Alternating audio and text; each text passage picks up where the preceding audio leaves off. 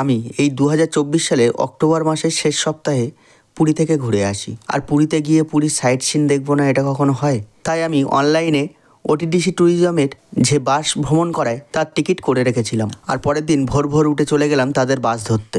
আজকের এই ভিডিওয় থাকবে উদয়গিরি এবং খণ্ডগিরি পাহাড়। তো চলুন ভিডিওটি আর দেরি না করে শুরু করা যাক। তো ফাইনালি বাসে উঠে গেছি এবং একদম নির্দিষ্ট সময়ে সমস্ত ট্রাভেলারদের নিয়ে গাড়ি স্টার্ট দিয়ে দিয়েছে এবং আমাদের গন্তব্যে রওনা দিয়েছে। তার আগে বলে রাখি, যারা ভাবছেন এই বাসে যেতে গেলে খরচ কত, তো আমি অনলাইনে টিকিট করে নিয়েছিলাম। তো আমার টিকিট পড়েছিল 535 টাকা পার হেড।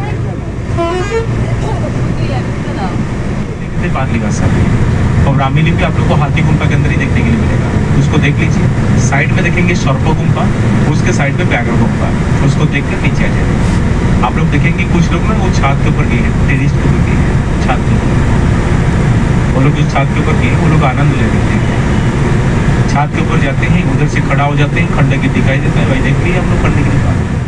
পুরী থেকে এই স্থানের দূরত্ব 60 কিলোমিটার, যা যেতে আমার সময় লেগেছিল আনুমানিক 1.5 থেকে 2 ঘন্টা।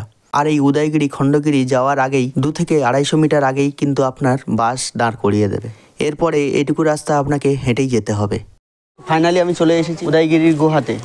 তো এই গুহার উপরে ওঠার জন্য সুন্দর একটি রাস্তা করে দেওয়া হয়েছে, আপনারা দেখে নিন। এখানকার পর্যটকদের কথা মাথায় রেখে একটি সুন্দর রাস্তা করে দেওয়া হয়েছে এই গুহার উপরে ওঠার জন্য।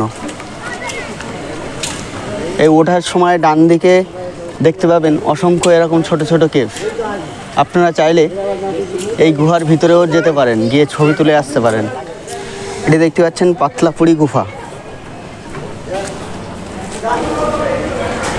ঠিক গোয়ার ভিতরের দৃশ্যটি এরকমই।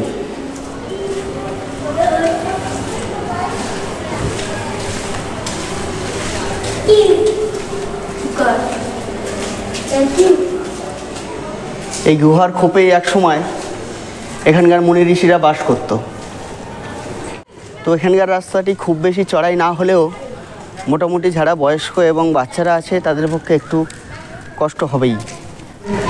তো সামনের এই বড় গুফাটি দেখতে পাচ্ছেন, এটি হচ্ছে সেই হাতি গুফা।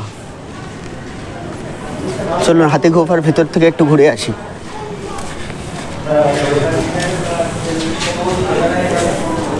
এর ভিতরে ঢুকে সবাই ছবি তুলছে।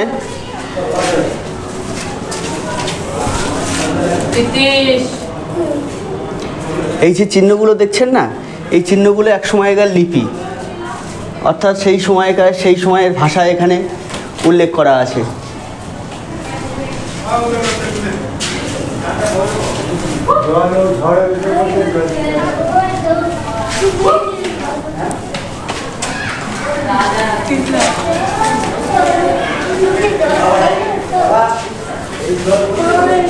এই সামনেও দেখছি কিছু লেখা আছে।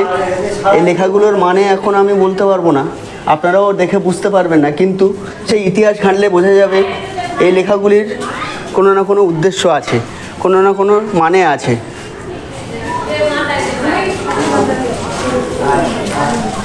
এই গুহাটির নাম হচ্ছে সর্প গুহা। এই গুহার পাশ দিয়ে আরো উপরে উঠলে সুন্দর দৃশ্য দেখা যায়।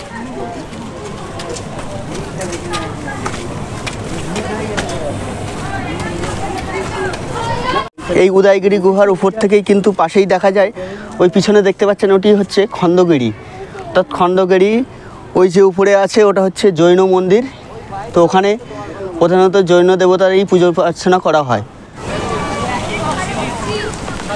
যারা এখানে আসবেন এই শুধুমাত্র উদয়গিরি দেখবেন এবং এখান থেকে ভাবছেন যে এই খণ্ডগিরির উপরে উঠবেন না, তাহলে এই উদয়গিরির উপর থেকে খণ্ডগিরি পাহাড়ের সুন্দর একটি দৃশ্য এখান থেকেই উপভোগ করতে পারবেন।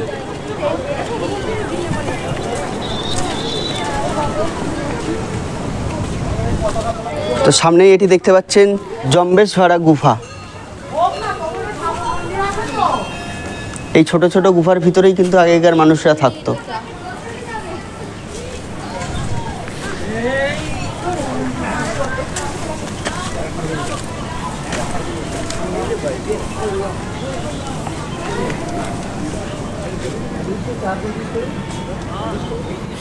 ওঠার রাস্তা কিন্তু এখানে খুবই খারাপ, খুব সাবধানে উঠবেন, যে কোনো মুহূর্তে পা স্লিপ করে পড়ে যাওয়ার ভয় আছে।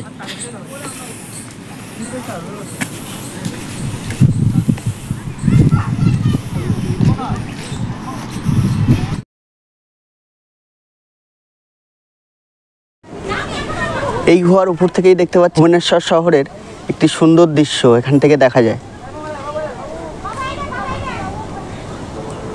এবং ভুবনেশ্বরের এয়ারপোর্টও এখান থেকে দৃশ্যমান। ঠিক এই সামনেই দেখতে পাচ্ছেন কিন্তু আমাদের এয়ারপোর্ট। তো এখান থেকে প্লেন ওঠে নামে আপনারা আসলে দেখতে পাবেন। তো এই উদয়গুড়িতে আসলে আপনারা চারদিকে যেদিকেই তাকাবেন না কেন কোনো না কোনো গুফা দেখতে পাবেন। তো এদিকে আমি দেখতে পাচ্ছি গণেশ গুফা।